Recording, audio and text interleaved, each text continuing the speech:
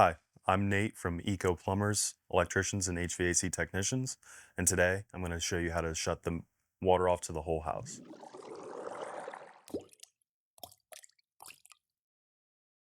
If you're on city water, typically it'll come from the street, so it'll be on the front side of your home.